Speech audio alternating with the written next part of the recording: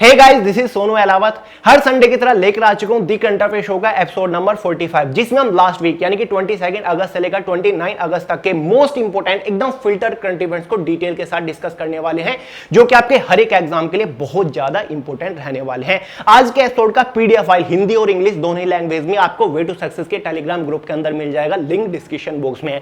तो चलिए यार फटाफट आज का एपिसोड शुरू कर दें। और हाँ, करंट अफेयर से याद आया, करंट अफेयर को लेकर बाहर कुछ मुद्दा चला हुआ है, शायद काफी सारे लोग डीएम्स कर रहे हैं, कमेंट्स कर रहे हैं 2-3 दिन से। कहीं कुछ एक टीचर ने शायद किसी टीचर को करंट अफेयर के ऊपर कुछ बोला है, मुझे क्लियरली नहीं पता, शायद आपको पता होगा। देखूंगा इसके बारे में, क्योंकि बहुत कमेंट आ रही है यार, लोग बार बार बोले कि भाई आप भी बोलिए, तो मुझे अभी क्लियरली नहीं पता कि मुद्दा है क्या।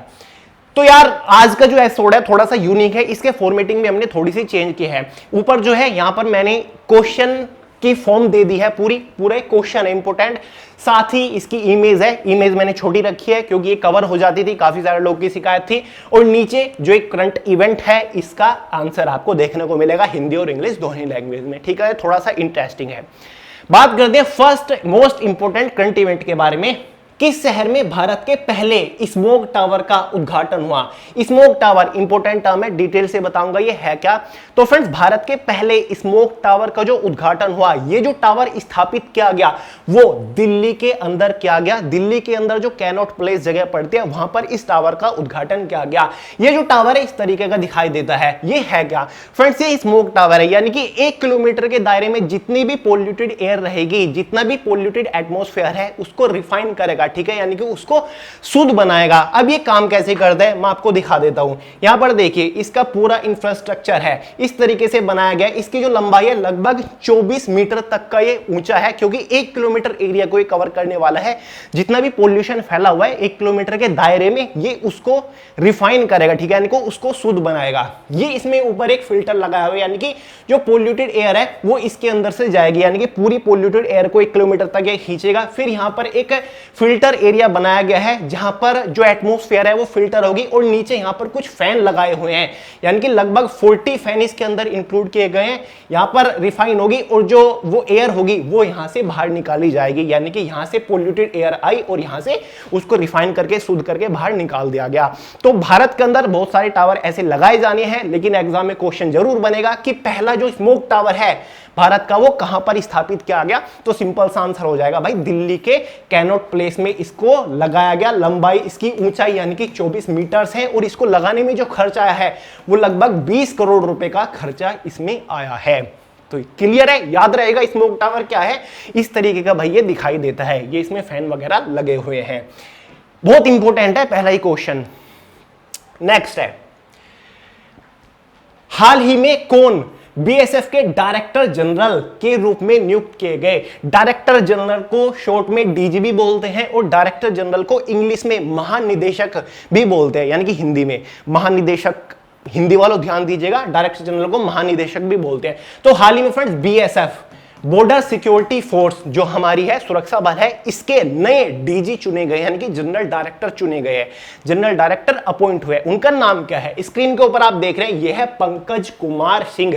पंकज कुमार सिंह से रिलेटेड इंपॉर्टेंट फैक्ट यह है कि ये 1988 के आईपीएस बैच के राजस्थान कैडर से रह चुके हैं। और साथ ही इनसे रिलेटेड हिस्ट्री यह भी है कि ठीक आज से 30 साल पहले इनके पिता भी इस पोस्ट के ऊपर काम कर चुके, यानी कि बीएसएफ के जनरल डायरेक्टर के रूप में नियुक्त हो चुके हैं। तो भाई याद रखिएगा, हाल ही में कौन बीएसएफ के नए जनरल डायरेक्टर चुने गए? पंकज कुमार सिंह इनका नाम है। क्लियर है? बीएसएफ बॉर्डर सिक्योरिटी फोर्स, जो कि हमारे बांग्लादेश और पाकिस्तान के बॉर्डर को सुरक्षित रखती है। नेक्स्ट है, नियुक्तियों से रिलेटेड एग्जाम में अक्सर क्वेश्चन बनते हैं और ये बहुत इंपॉर्टेंट है। भारत ने अफगानिस्तान से लोगों को निकालने के मिशन को क्या नाम दिया? आप सभी को पता है 15 अगस्त को अफगानिस्तान के काबुल पर तालिबानियों ने कब्जा कर लिया था, और तभी से भारत ने रेस्क्यू मिशन चला रखा है, यानी कि वहां के जो दूतावास है, जितने भी भारतीय वहां पर काम कर रहे थे, उनको भारत लेकर आ रहा है। और अब तक लगभग ऐसे 800 लोगों को भारत देश में ला चुका है। और अब इस मिशन का नाम, यानी कि मिशन अब भी जा रही है, अब भी लोग लाए जा रहे हैं, क्योंकि अफगानिस्तान के अंदर अब भी काफी सारे भारतीय हैं। तो अब भी लोग लाए जा रहे हैं। तो इस मिशन को नाम क्या दिया है भाई भारत ने, ठीक है, अफगानिस्तान से जो लोगों को लाया जा रहा है, इस मिशन को क्या नाम दिया है? इस मिशन को नाम दिया है ऑपरेशन देवी शक्ति। ये याद रखिएगा, इंग्लिश वालों यहां पर देखिए, ऑपरेशन देवी शक्ति इस मिशन को नाम दिया गया है। और ये जो नाम दिया है ये किसने दिया होगा, सोचिए। हाँ, भारत के प्रधानमंत्री नरेंद्र मोदी जी ने इस नाम की इन्वेंशन की तरीके से कह सकते हैं। तो याद रखिएगा भाई, एग्जाम में क्वेश्चन पूछा जाएगा कि जो अफगानिस्तान से भारत के लोग लाए जा रहे थे भारतीयों द्वारा, उस मिशन को क्या नाम दिया गया था? उस मिशन का नाम था ऑपरेशन देवी शक्ति। नेक्स्ट है, रक्षा मंत्री राजनाथ सिंह ने भारत के किस शहर में नीरज चोपड़ा ओलंपिक स्वर्ण पदक विजेता के नाम पर बने स्टेडियम का उद्घाटन किया? नीरज चोपड़ा के बारे में कौन नहीं जानता होगा। 2020 टोक्यो ओलंपिक में इकलौते ऐसे भारतीय रहे हैं जिन्होंने भाला फेंक में, एथलेटिक्स में स्वर्ण पदक जीता। तो फाइनली इनके नाम पर एक स्टेडियम का उद्घाटन किया गया है। किनके थ्रू उद्घाटन किया गया? रक्षा मंत्री राजनाथ सिंह जी द्वारा उद्घाटन किया गया। क्वेश्चन पूछ रहे कि भाई ये स्टेडियम कहां पर है? सीधा सीधा आंसर हो जाएगा भाई, पुणे, ठीक है, महाराष्ट्र का शहर है पुणे, वहां पर इस स्टेडियम का उद्घाटन किया गया है। स्टेडियम का नाम देखिए, Neeraj Chopra stadium army sport institute, यानी कि जो वहां ऑलरेडी आर्मी स्पोर्ट इंस्टीट्यूट है उसी के परिसर में ये स्टेडियम बनाया गया है और इसको नाम दिया गया Neeraj Chopra stadium army sports institute Pune cantt. और इस दौरान नीरज चोपड़ा भी वहां पर मौजूद थे और रक्षा मंत्री तो मौजूद थे, और साथ ही जो हमारे भारतीय थल सेना के प्रमुख एनवी रमने वो भी मौजूद थे। याद रखिएगा कहां पर किया गया उद्घाटन? पुणे के अंदर किया गया नीरज चोपड़ा स्टेडियम का। है ना इंटरेस्टिंग? ऐसे क्वेश्चन एग्जाम में अक्सर पूछे जाते हैं। नीरज चोपड़ा फिलहाल ग्रेट पर्सनैलिटी बने हुए हैं, इनसे रिलेटेड एग्जाम में बहुत क्वेश्चन आएंगे।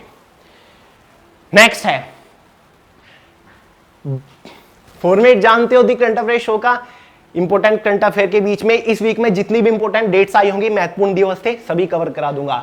भारत में 29 अगस्त को कौन सा दिवस मनाया जाता है? आज 29 अगस्त है, तो आज भारत के अंदर कौन सा दिवस मनाया जा रहा है? नीचे देखिए, राष्ट्रीय खेल दिवस यानी कि नेशनल स्पोर्ट डे। और यह दिवस क्यों मनाया जाता है आपको पता होगा, जो हॉकी के जादूगर कहे जाने वाले उनकी जयंती के उपलक्ष्य में यह दिवस मनाया जाता है। क्योंकि हॉकी के जो जादूगर हैं मेजर ध्यानचंद का आज ही के दिन जन्म हुआ था, 29 अगस्त 1905। ये डेट याद रखेगा, 29 अगस्त 1905 में मेजर ध्यानचंद जी का जन्म हुआ था और इनकी जयंती के उपलक्ष्य में नेशनल स्पोर्ट डे के रूप में भारत में मनाया जाता है। इसी दिन यानी कि जो खेल के सर्वोच्च पुरस्कार हैं वो दिए जाते हैं खिलाड़ियों को, जैसे अर्जुन पुरस्कार हो गया, द्रोणाचार्य पुरस्कार हो गया, साथ ही राजीव गांधी खेल रत्न हो गया।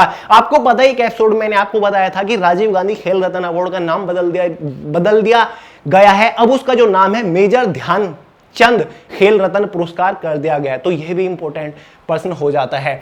और आपको पता है हॉकी के जो जादूगर कहे जाने वाले मेजर ध्यानचंद के नाम पर स्पोर्ट डे क्यों मनाया जाता है भारत के अंदर? छोटी मोटी हस्ती डेफिनेटली नहीं है।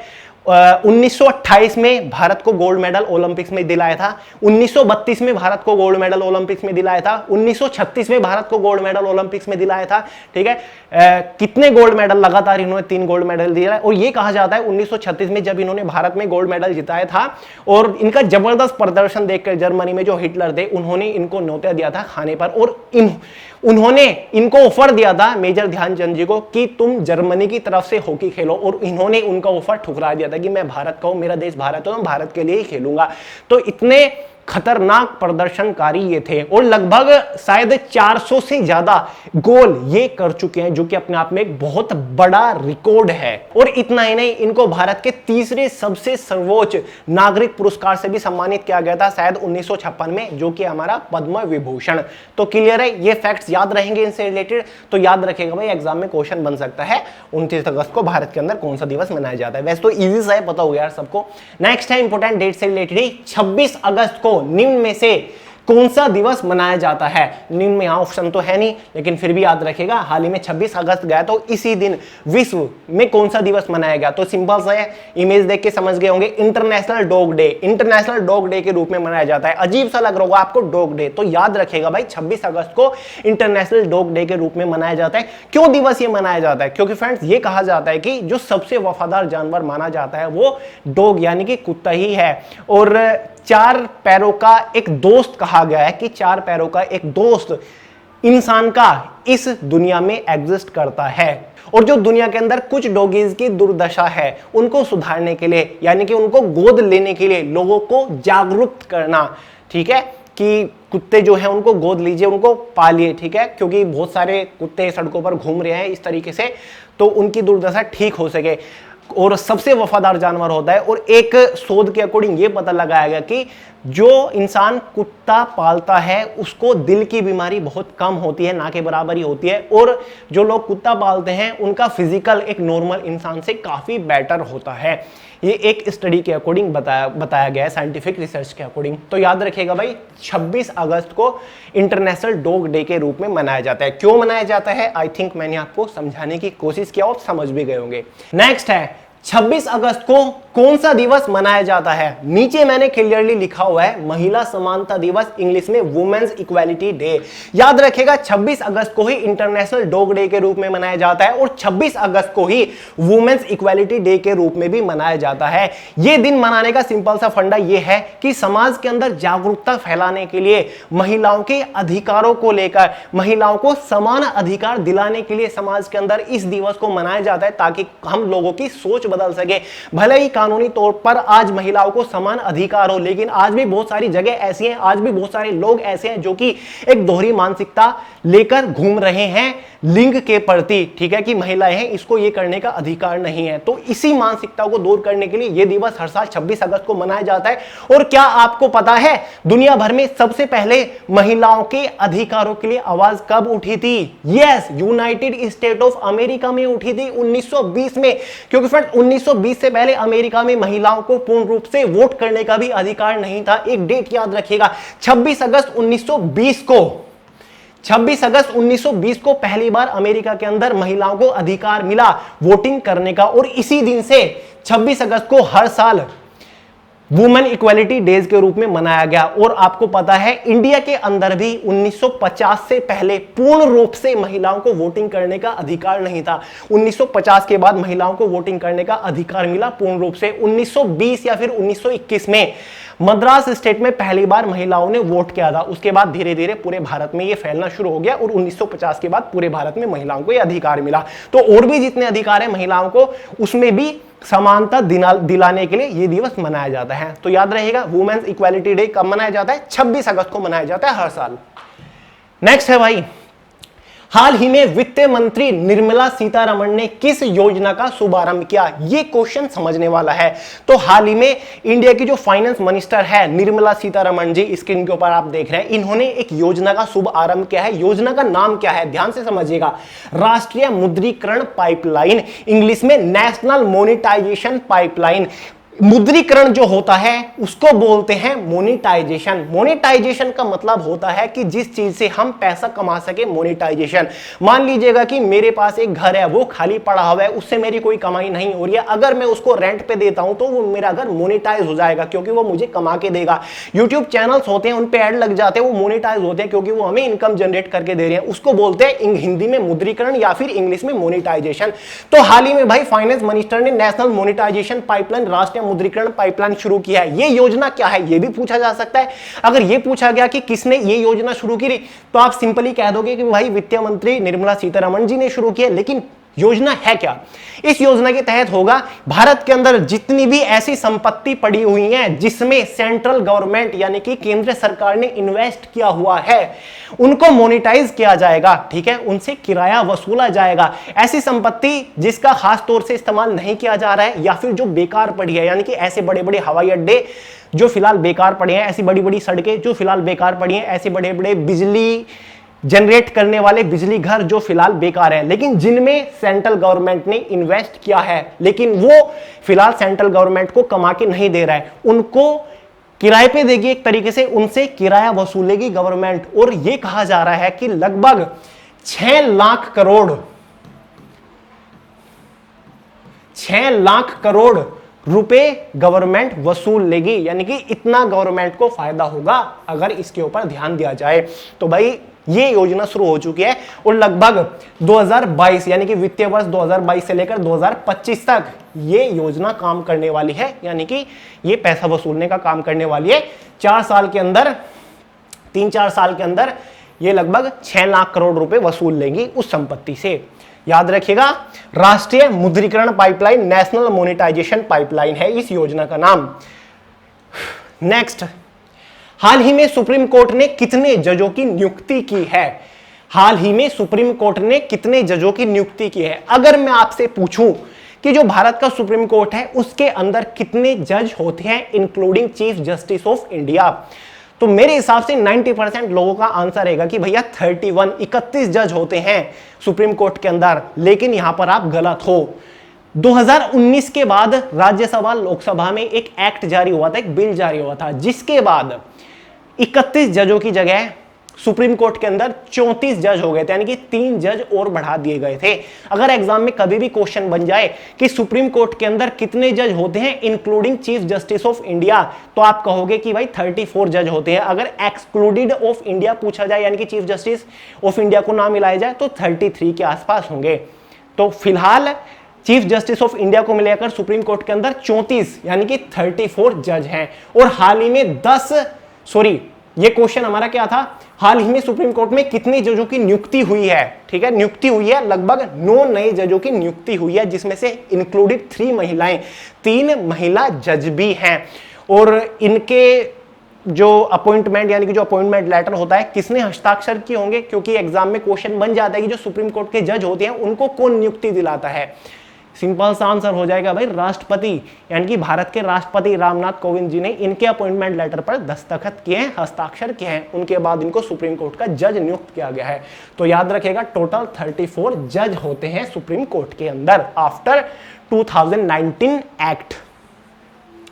बताइए आपको क्या पता था? ये 2019 एक्ट वाला नहीं पता होगा, क्योंकि यार 2 साल से तो कोरोना ही चल रहा है, किसका ध्यान है। हाल ही में कौन RBI reserve bank of India के कार्यपालक निदेशक, शॉर्ट फॉर्म में ईडी, इंग्लिश में बोले एग्जीक्यूटिव डायरेक्टर के रूप में चुने गए हैं? तो भाई RBI reserve bank of India के नए एग्जीक्यूटिव डायरेक्टर चुने गए हैं, जिनका नाम क्या है? अजय कुमार। ये हैं अजय कुमार, जो कि आरबीआई के नए एग्जीक्यूटिव डायरेक्टर के रूप में चुने गए हैं। और इंग्लिश में हिंदी में बोलते हैं कार्यपालक निदेशक। याद रहेगा। नेक्स्ट है आरबीआई के, पता ही होगा यार, भारत और किस देश की सेनाओं के बीच संयुक्त प्रशिक्षण अभ्यास काजिंद 21 होगा? यह टर्म याद रखिएगा, काजिंद 21, क्योंकि एग्जाम में यही क्वेश्चन बनेगा कि काजिंद 21 संयुक्त सेना अभ्यास हाल ही में भारत और कौन सी देश की सेना के बीच में हुआ है? तो आपका सिंपल सा आंसर हो जाएगा कि भाई कजाकिस्तान और भारत की सेनाओं के बीच में हुआ है काजिंद 21। नाम से ही पता चल रहा है काजिंद। देखिए काजिंद और कजाकिस्तान, भारत और कजाकिस्तान की सेना के बीच में ये हो रहा है, यानी कि कजाकिस्तान और भारत की जो सेना है उसके बीच में और ज्यादा घनिष्ठ संबंध बनाने के लिए, ठीक है, ये सेना अभ्यास एक तरीके से हो रहा है, एक एक्सरसाइज हो रही है। कब से कब तक? ये लगभग आपकी 30 अगस्त से चलकर 5 सितंबर तक शायद ये चलने वाली है, फिर 12 सितंबर से। तो कल से ही ये प्रशिक्षण शुरू होगा। तो भाई आपको तो ये याद रखना है, भारत और कजाकिस्तान की सेना के बीच में हो रहा है। देखिए कुछ सैनिक हमारे भारत के हैं, कुछ सैनिक कजाकिस्तान के भी हैं। नेक्स्ट है राइट टू हेल्थ बिल लाने वाला देश का कौन सा राज्य बना? यानी कि राइट टू हेल्थ ये एक बिल लाया है। तो क्वेश्चन पूछ रहा है कि ऐसा करने वाला, ये बिल लागू करने वाला भारत का पहला राज्य कौन सा बना है? तो इसका आंसर हो जाएगा कि भाई Rajasthan right to health bill लेकर आया है। इनका मकसद है कि राज्य के अंदर किसी भी टाइप के लोग हो, किसी भी कैटेगरी का इंसान हो, उसको पूरा अधिकार है स्वास्थ्य परीक्षण लेने का, ठीक है, यानी कि वो अच्छे से अच्छा इलाज ले सकता है। इससे पहले कुछ योजना लॉन्च की गई थी, यानी कि ये जो राइट टू हेल्थ बिल है कुछ योजना के ऊपर काम करेगा, जैसे कि फ्री दवाई योजना राजस्थान के अंदर लागू की हुई है, ठीक है, कुछ कार्ड भी दिए हुए हैं, यानी कि जो इलाज के लिए एलिजिबल है। तो इस तरीके से ट्रोमा सेंटर्स बनाए गए हैं जिसमें ट्रोमा का फ्री इलाज होगा। और जो राजस्थान के मुख्यमंत्री है अशोक गहलोत, उन्होंने केंद्र सरकार से भी बात की है कि जो राइट टू हेल्थ बिल है ये केंद्र के अंदर लागू किया जाए और इसको भारत के मौलिक अधिकार, संविधान के मौलिक अधिकार में भी शामिल किया जाए। फिलहाल 6 हैं और अगर ये आ जाता है राइट टू हेल्थ बिल, उसके बाद 7 मौलिक अधिकार भारत के संविधान के अंदर हो जाएंगे। तो फिलहाल ये संविधान वाला छोड़िए और ये याद रखेगा, राइट टू हेल्थ बिल को लाने वाला भारत का पहला राज्य बन गया है राजस्थान, जिसमें लोगों को मुफ्त इलाज दिया जाएगा। नेक्स्ट करंट इवेंट है, भारत और किस देश ने हाल ही में AK-103 राइफल खरीदने के लिए एक समझौते पर हस्ताक्षर किए। अभी तक आपने AK-47, AK-56 राइफल के बारे में सुना होगा, अब आप सुनोगे AK-103 जो कि भारत की सेना के पास भी होने वाली है, क्योंकि भारत ने एक देश के साथ समझौता कर लिया है ये राइफल खरीदने के लिए। तो वो देश कौन सा है जिसके साथ समझौता हुआ है? वो है हमारा रूस। हमारा नहीं, हमारा तो इंडिया है, ये रूस वालों का ही है। तो ये रूस यानी कि भारत और रूस के बीच में समझौते पर हस्ताक्षर हो चुकी है। रूस भारत को AK-103 राइफल सप्लाई करेगा। अब ये राइफल कितने का ये प्रोजेक्ट रहा है? लगभग 300 करोड़ रुपए का ये प्रोजेक्ट है, यानी कि 300 करोड़ की AK-103 राइफल रशिया भारत को देगा। और पहले हफ्ते में यानी कि पहले स्लॉट में लगभग 70,000 राइफल भारत को देने वाला है। और भारत के पास जो टोटल राइफल आएंगी वो लगभग 6.5 लाख भारत राइफल लेगा AK-103 रशिया से। और इतना ही नहीं, आगे चलकर जो रशिया की हेल्प से भारत AK-103 राइफल को इंडिया में भी बनाने वाला है। और ये ऑलरेडी यूज कर रही है कुछ कंट्री, भारत में यूज होना इस्तेमाल हो जाएंगी, भारतीय सेना के पास होगी, भारत की ताकत और भी ज्यादा बढ़ जाएगी, क्योंकि डेफिनेटली AK-47 का ये एक एडवांस वर्जन बताया जा रहा है, क्योंकि उससे ज्यादा टेक्नोलॉजी का इसमें इस्तेमाल किया जा रहा है। तो उसका एक ये नया वर्जन है। इससे पहले जो देश इसको इस्तेमाल कर रहे हैं वो हमारा है एक रशिया ही है, यूथोपिया है, इंडिया इस्तेमाल करने लगेगा, ईरान, लीबिया, नाम्बिया, पाकिस्तान वालों ने तो भाई AK-103 पहले से इस्तेमाल करना शुरू कर रखा है, सऊदी अरब, सीरिया और एक और वेनेजुएला ये हैं। तो भाई पाकिस्तान तो ऐसा है, हथियार के मामले में, सेना के मामले में कभी पीछे नहीं रहता। उसके ऊपर उसको कितना भी खर्चा करना पड़ जाए तो सबसे पहले आगे आएगा कि हाँ सबसे बड़ा हथियार हमारे पास होना चाहिए। तो इंडिया से पहले AK-103 राइफल लेके बैठा है पाकिस्तान।